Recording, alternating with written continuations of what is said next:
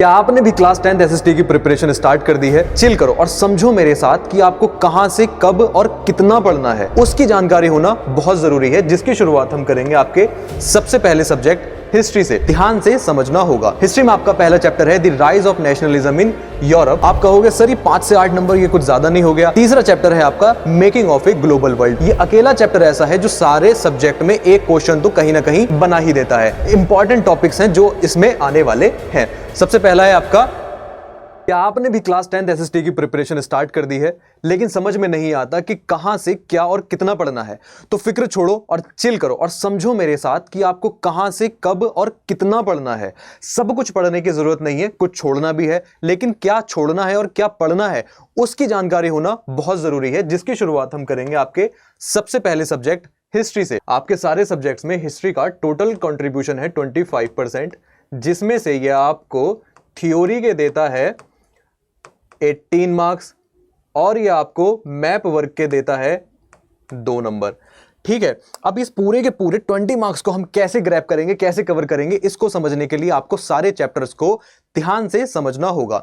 History में आपका पहला चैप्टर है the rise of nationalism in Europe, जो आपको देकर जाता है 5 से 6 नंबर। दूसरा चैप्टर है rise of nationalism in India. ये अकेला चैप्टर आपको देकर जाता है 5 से 8 नंबर। आप कहोगे सर ये 5 से 8 नंबर ये कुछ ज्यादा नहीं हो गया? तो देखो बच्चों, MCQs, short question, long question, case based and map work भी आपका सिर्फ अकेले इस चैप्टर से ज्यादा आने वाला है। तीसरा चैप्टर है आपका making of a global world. CBSE ने कहा है कि यह चैप्टर आपको पूरा पढ़ने की जरूरत नहीं है, लेकिन ध्यान से सुनना, पूरा पढ़ने की जरूरत नहीं है मतलब कुछ तो पढ़ने की जरूरत है। तो इसमें हमको पढ़ने क्या है इसके बारे में हम आगे बात करेंगे, लेकिन यह चैप्टर आपको पूरे के पूरे 4 से 5 नंबर देकर जाएगा। 4 से 5 नंबर कहीं नहीं गए। एज ऑफ इंडस्ट्रियलाइजेशन की बात करें तो सीबीएसई ने कहा है यह चैप्टर आपके बोर्ड में नहीं आने वाला। लेकिन मेरे प्यारे प्यारे बच्चों, इस बात को ध्यान से सुनो कि जो भी बच्चे 95 to 100 स्कोर कर रहे हैं वो इस चैप्टर को कभी छोड़ने की गलती नहीं करते, ना ही ये गलती हम लोग यहां पर करने वाले हैं। हम इस चैप्टर को जरूर पढ़ेंगे। ये अकेला चैप्टर ऐसा है जो सारे सब्जेक्ट में एक क्वेश्चन तो कहीं ना कहीं बना ही देता है। फिर आते हैं print culture and the modern world. ये चैप्टर भी आपको 4 से 5 नंबर देने वाला है। अगले पर अगर हम चलें, अब देखते हैं वाइल्ड कार्ड टॉपिक्स। ये वाइल्ड कार्ड टॉपिक्स मैंने इसका नाम इसलिए रखा है क्योंकि ये एक मोस्ट इंपॉर्टेंट टॉपिक्स हैं जो इसमें आने वाले हैं। सबसे पहला है आपका rise of nationalism in Europe का क्लर्जी, नोबिलिटी एंड कॉमन्स। इसके बारे में मैंने एक शॉर्ट भी बनाया है जिसको आप हमारे चैनल पर चेक कर सकते हैं। नेपोलियनिक कोड, ठीक है। फिर आता है वियना की संधि यानी कांग्रेस ऑफ वियना। ये मेजर टॉपिक है इस चैप्टर के जिसको हम बहुत ध्यान से पढ़ने वाले हैं। फिर है nationalism in India, events, anti colonial movement and map work. Event क्या? इवेंट में जब गांधी जी 1915 में साउथ अफ्रीका से इंडिया आए तो सत्याग्रह मूवमेंट को लेकर आए, तब से लेकर उससे आगे होने वाले हर मूवमेंट के बारे में हम इसमें जानकारी लेंगे।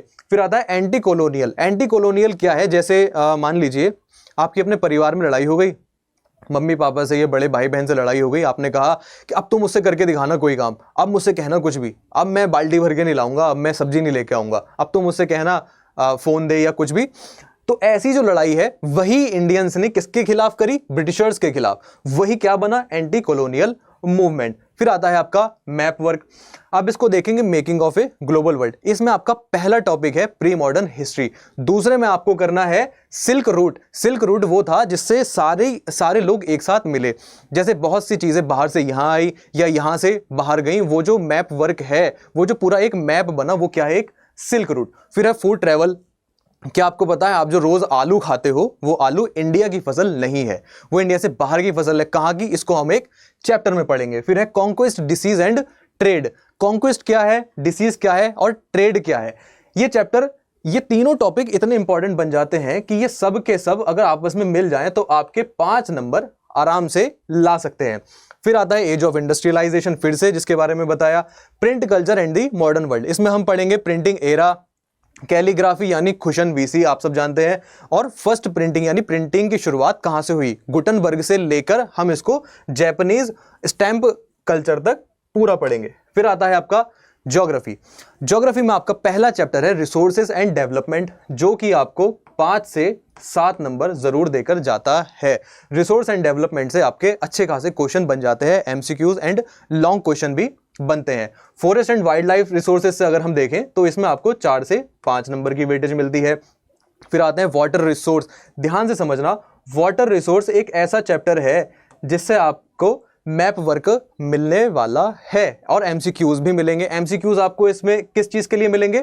सबसे ज्यादा मिलेंगे डैम्स के लिए, कि कौन सा डैम कहां पर है, हीराकुंड डैम कहां पर है, या उसमें कौन सी नदी बहती है, कावेरी नदी कौन से डैम से होकर गुजरती है, वो सारी चीजें आपको वाटर रिसोर्स में मिलेगी। इसलिए वाटर रिसोर्स का वेटेज बनता है 5 नंबर का। कोई भी क्वेश्चन इसमें आ सकते हैं इंडिपेंडेंटली। फिर आता है एग्रीकल्चर। एग्रीकल्चर में आपके बनेंगे केस बेस्ड क्वेश्चंस, ठीक है, जो आपको देने वाला है 3 से 4 नंबर के बीच में। मिनरल एनर्जी, ये भी आपको 3 से 4 नंबर देने वाला है।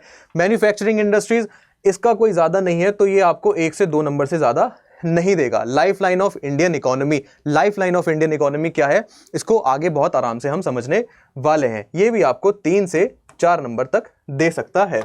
वाइल्ड कार्ड टॉपिक्स देखते हैं अब ज्योग्राफी के कौन कौन से हैं। रिसोर्स एंड डेवलपमेंट में पहला टॉपिक है आपको विंड, एयर एंड सॉइल। अब विंड और एयर में क्या फर्क है, ये आपको क्लास में पता चलने वाला है। सॉइल के टाइप्स हम पढ़ेंगे, सारी टाइप्स ऑफ सॉइल, कहां कहां कौन सी सॉइल मिलती है और किसका क्या यूज होता है, ये सॉइल को ठीक कैसे करा जा सकता है, इसके बारे में हम पढ़ेंगे। और इसमें आपको मिलने वाला है मोस्टली एमसीक्यूज। सबसे ज्यादा आपको इसमें मिलेंगे एमसीक्यूज कि कौन सी सॉइल कहां पाई जाती है, या कौन सी फसल किस सॉइल में होती है, काली मिट्टी में कौन सी फसल होती है या लाल मिट्टी में कौन सी फसल होती है, या कोई भी चीज बनाने के लिए कौन सी मिट्टी का इस्तेमाल होता है। फिर आ जाते हैं forest and wild life resources. ये भी आपको अच्छी खासी वेटेज दे देता है शॉर्ट क्वेश्चंस में या एमसीक्यूज में। फिर आते हैं वाटर रिसोर्सेज पे। वाटर रिसोर्सेज को याद रखना कि सबसे ज्यादा मैप वर्क, और हम यहां पर सबसे ज्यादा मैप प्रैक्टिस करेंगे वाटर रिसोर्सेज पर, कि कौन सा डैम कहां पर है या कौन सी नदी कहां से बहती है, ठीक है। इसमें आपके मैप्स आने वाले हैं। एग्रीकल्चर में आपको मिलेंगे crops, okay, crops, machines and case based questions. Crops में क्या मिलने वाला है आपको, क्रॉप्स में आपसे स्टेटमेंट बेस्ड क्वेश्चंस भी पूछे जाएंगे, केस बेस्ड भी पूछे जाएंगे, कि आप अगर कहीं से निकले और वहां पर मानो कोई फसल लगी हुई है तो वो कौन सा मौसम चल रहा है। इस तरीके के क्वेश्चन आपको मिलेंगे, आपको मैं आगे क्लैरिफाई करवा दूंगा। मिनरल्स एंड एनर्जी रिसोर्सेज में क्या है, इसको आराम से समझ लेते हैं। कोल माइन के बारे में पूछा जाएगा। इसमें ज्यादातर क्वेश्चंस झारखंड से रिलेटेड आ जाते हैं कि झारखंड में भाई क्या होता है, झारखंड में होता है कोल माइनिंग, ठीक है। गोल्ड माइनिंग के बारे में आपसे पूछा जाएगा, और मैप वर्क तो इसमें 100% पूछा जाने वाला है, ठीक है। फिर आते हैं मैन्युफैक्चरिंग इंडस्ट्रीज पर। इसका वेटेज कोई बहुत ज्यादा नहीं है, लेकिन इसका हम 1, 2, 3 नंबर तक का लगा सकते हैं। चिंता की कोई बात नहीं, हम इसको बिल्कुल क्लियर कर लेंगे। लेकिन इसमें पूछा क्या जाएगा, कौन सी इंडस्ट्री कहां है, या कौन सी इंडस्ट्री किस लिए वर्क करती है, और इसका हमारी आज की दुनिया से क्या इंपैक्ट हो रहा है। फिर हम पढ़ेंगे लाइफलाइन ऑफ इंडियन इकोनॉमी यानी FTR, यानी फार्मिंग, ट्रांसपोर्ट एंड रिसोर्सेज, कि कैसे कैसे हम अपने रिसोर्सेज को यूज करते हैं, अपने रिसोर्स को बेचते हैं, और कैसे ये तीनों रिसोर्स लाइफलाइन बनते हैं इंडिया की इकोनॉमी का। उसके साथ अगले यूनिट पर चलें यानी पॉलिटिकल साइंस। तो पॉलिटिकल साइंस में आपका पहला चैप्टर है पावर शेयरिंग, जो आपको अच्छे खासे 5 से 6 नंबर की वेटेज दिलाता है। फिर है फेडरलिज्म। फेडरलिज्म भी आपको सेम 5 से 6 नंबर की वेटेज देता है। Gender, religion and caste. वैसे ये चैप्टर तो एक है, लेकिन इसमें 3 टॉपिक है, रिलीजन, जेंडर एंड कास्ट। अब ये तीनों मिलकर ही आपको 6 से 7 नंबर की वेटेज दे देते हैं। पॉलिटिकल पार्टीज में देखा होगा आपने, अपनी नॉर्मल पॉलिटिकल पार्टीज देखी होंगी, जैसे बीजेपी, कांग्रेस, आम आदमी पार्टी, ये सब देखा होगा। लेकिन आपने कभी सुना है कम्युनिस्ट पार्टी? क्या आपने कभी सुना है DMK? तो उन पार्टीज के बारे में, उन नेशनल पार्टीज के बारे में भी हम इसमें पढ़ेंगे, जो आपको देकर जाएगा 4 से 5 नंबर, ठीक है, 5 नंबर। फिर आता है आउटकम्स ऑफ डेमोक्रेसी। इसके बारे में आगे जानते हैं, लेकिन देख लेते हैं ये कितने नंबर आपको देकर जाता है। ये आपको देकर जाता है 2 से 3 नंबर। हो सकता है इसका कोई शॉर्ट क्वेश्चन ज्यादा भी बन जाए। फिर देखते हैं इसके पॉलिटिकल साइंस के वाइल्ड कार्ड टॉपिक्स क्या क्या है। पावर शेयरिंग आता है पहले, जिसमें फ्रेंच और बेल्जियम के बारे में सबसे ज्यादा पढ़ा जाएगा, और श्रीलंका को तो बिल्कुल भी नहीं भूलना है। श्रीलंका में हम एग्जांपल हरियाणा का लेते हैं, ठीक है। दूसरा है पिज्जा। अच्छा, मैंने इसको पिज्जा नाम क्यों दिया? आपके 4 दोस्त हैं, अगर आप सबने एक पिज्जा ऑर्डर करा और उसमें से एक ही दोस्त ने पूरा पिज्जा खा लिया बिना स्लाइस शेयर करे, तो लड़ाई होगी या नहीं होगी? वही चीज पावर शेयरिंग में भी है कि आप पूरा पिज्जा यानी पूरी पावर एक साथ नहीं ले सकते, आपको उसको बांटना ही पड़ेगा। फिर आता है फेडरलिज्म यानी टाइप ऑफ गवर्नमेंट कंट्रीज, मतलब कौन से टाइप की गवर्नमेंट कौन सी कंट्री में है, यूनिटरी है या फेडरल है या डेमोक्रेटिक है या वहां पर तानाशाही चल रही है यानी एब्सोल्यूटिज्म चल रहा है। फिर आता है gender, religion and caste. Gender, religion and caste में मैं आपको बता दूं सबसे ज्यादा जो आपके इंपॉर्टेंट क्वेश्चंस बनेंगे वो है वुमेन एम्पावरमेंट से, यानी संसद में कितने % ऑफ वुमेन्स अब है या वुमेन्स को शिक्षा में कितना अधिकार मिल रहा है, वो सारी चीजें हम पढ़ेंगे जेंडर, रिलीजन एंड कास्ट में। कास्ट बेस्ड पॉलिटिक्स भी हम इसमें पढ़ने वाले हैं। फिर आता है रिलीजियस पॉलिटिक्स भी हम इसमें पढ़ेंगे। 4th चैप्टर है आपका पॉलिटिकल पार्टीज, जिसमें Indian national parties and voting system के बारे में हम जानेंगे। आउटकम्स ऑफ डेमोक्रेसी जब आता है आपका तो उसमें आपको पढ़ना है व्हाट इज डेमोक्रेसी और इसकी महत्वपूर्णता या इसकी इंपॉर्टेंस क्या है, लोकतंत्र यानी डेमोक्रेसी हमारे लिए जरूरी क्यों है। इसी के साथ अगले सब्जेक्ट पर चलते हैं, इकोनॉमिक्स। पहला चैप्टर है डेवलपमेंट। डेवलपमेंट अपने आप में आपको देकर जाता है 5 से 6 नंबर। दूसरा चैप्टर है आपका सेक्टर्स ऑफ इंडियन इकोनॉमी, जो आपको 4 से 5 नंबर इजीली देकर जाने वाला है। मनी एंड क्रेडिट भी आपको 5 नंबर देकर जाता है। फिर बात करते हैं globalisation of the Indian economy. CBSE ने कहा है ये भी आपको पूरा का पूरा नहीं पढ़ना है, इसमें से 2 चैप्टर आपको पढ़ने हैं या 2 टॉपिक आपको पढ़ने हैं, ठीक है। 2 टॉपिक क्या है, व्हाट इज ग्लोबलाइजेशन यानी वैश्वीकरण क्या है, दूसरा है factors that have enabled globalisation यानी वो चीजें, वो तथ्य जिसने ग्लोबलाइजेशन यानी वैश्वीकरण को पैदा करा। फिर आता है कंज्यूमर राइट्स। कंज्यूमर राइट्स आपके बोर्ड में नहीं आएगा, ये सिर्फ और सिर्फ आपके इंटरनल में और आपके प्रोजेक्ट वर्क में होगा। कंज्यूमर राइट्स क्या है, कंज्यूमर राइट्स का एक क्वेश्चन बन जाता है कभी कभी बोर्ड्स में, यानी इसको आप बोलते हैं कोपरा, ठीक है। ये अक्सर बोर्ड में आता है। कोपरा क्या है, ये कंज्यूमर प्रोटेक्शन एक्ट है जो 1986 में लागू हुआ था। जो आप एमआरपी रेट देखते हैं ना चीजों के पीछे, अपने कोई भी चिप्स लेते हैं, बिस्कुट लेते हैं तो उसके पीछे एक रेट लिखा होता है एमआरपी यानी मार्केट रिटेल प्राइस। तो वो सारी चीजें किसके अंतर्गत आती हैं, किसके अंडर आती हैं, कंज्यूमर राइट के। अगली चीज देखते हैं wild card topics of economics. सबसे पहला चैप्टर है आपका डेवलपमेंट। डेवलपमेंट में आपको क्या क्या मिल रहा है, एमसीक्यूज इसमें आने वाले हैं, अंडरस्टैंडिंग बेस्ड क्वेश्चंस आने वाले हैं। 1 से 2 रहने वाले हैं इसमें आपके एमसीक्यू, जिसकी ज्यादा फिक्र करने की आपको जरूरत नहीं है। कितना रहेगा, 1 से 2।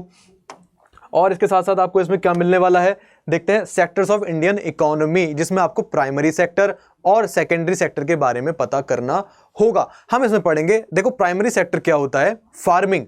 जैसे आपने किसी भैंस का दूध निकाला फिर उसका पनीर बना, पनीर बनना is a secondary process and दूध निकालना वो क्या चीज है, वो है प्राइमरी सेक्टर। तो फार्मिंग किसी भी तरीके की हो वो एक प्राइमरी सेक्टर है। फिर उसका जब प्रोडक्शन होता है, जब मैन्युफैक्चरिंग होती है, वो होता है सेकेंडरी। इससे मिलते जुलते आपको एमसीक्यूज भी मिलेंगे जिसको हम बहुत आसानी से क्लियर कर लेंगे, ज्यादा फिक्र की जरूरत नहीं है। मनी एंड क्रेडिट में आपको स्टेटमेंट बेस्ड क्वेश्चंस मिलेंगे। आरबीआई के भी कुछ क्वेश्चंस आपको इसमें मिल सकते हैं, हो सकता है वो स्टेटमेंट में हो या एमसीक्यूज में हो या शॉर्ट क्वेश्चंस में हो। ग्लोबलाइजेशन को देखें तो व्हाट इज ग्लोबलाइजेशन यानी वैश्वीकरण क्या है, और factors that have enabled globalisation या वो चीजें जिसने ग्लोबलाइजेशन को पैदा यानी वैश्वीकरण को पैदा किया। कंज्यूमर राइट में देख लीजिए, हाँ फिर से देखते हैं, कोपरा इसमें आपका आने वाला है, एमआरपी यानी मार्केट रिटेल प्राइस भी आने वाला है और स्टेटमेंट बेस्ड क्वेश्चंस भी बनेंगे। नेक्स्ट देखते हैं map work, the most important work of SST यानी सोशल वर्क का आपका मोस्ट इंपॉर्टेंट वर्क है। ये क्या क्या, सबसे पहले तो आपका इसमें एक क्लास कंप्लीट हो जाती है इस एक पूरे स्लाइड में। किस तरीके से आपसे मैप वर्क में पूछा जाएगा कांग्रेस के बारे में, कांग्रेस की संधियां या कांग्रेस के सेशंस कब कब कहां पर हुए। तो आप अगर सबसे पहले देखो तो 1920 कलकत्ता का इसमें लिखा हुआ है, तो 1920 कलकत्ता में आपका कांग्रेस का सेशन हुआ था, इस जगह पर कोलकाता है। फिर हुआ था आपका 1920 में दूसरा सेशन हुआ था नागपुर में यानी इस जगह पर। इसको आप अभी देख लेना, आपका एक क्लास तो खत्म हो जाएगी बहुत आराम से। मद्रास सेशन 1927 का देखें तो आपका मद्रास है इस जगह पर। फिर आते हैं सत्याग्रह मूवमेंट्स, सत्याग्रह मूवमेंट्स में आपका खेड़ा आंदोलन पड़ेगा इस जगह पर। फिर आपका आता है चंपारण आंदोलन, कहां हुआ था, बिहार में, बिहार की जगह चंपारण में हुआ था। कौन सा आंदोलन, चंपारण आंदोलन, इसलिए इसका नाम भी वही है उस जगह के नाम पर। अहमदाबाद मिल वर्कर्स का आंदोलन कहां हुआ था, वो भी इसी जगह पर हुआ था। जलियांवाला बाग कांड कहां का, ये हुआ था इस जगह पर यानी पंजाब में। अमृतसर में। दांडी मार्च किस जगह हुआ? दांडी मार्च भी आपका इधर ही साइड यानी गुजरात में शुरू हुआ।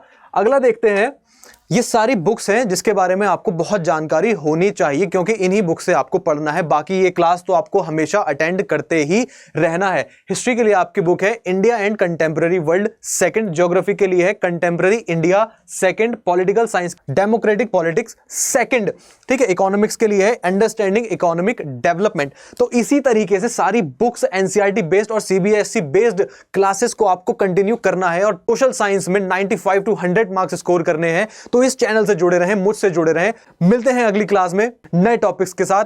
तब तक के लिए पढ़ो स्मार्टली और सोचो डीपली। Thank you.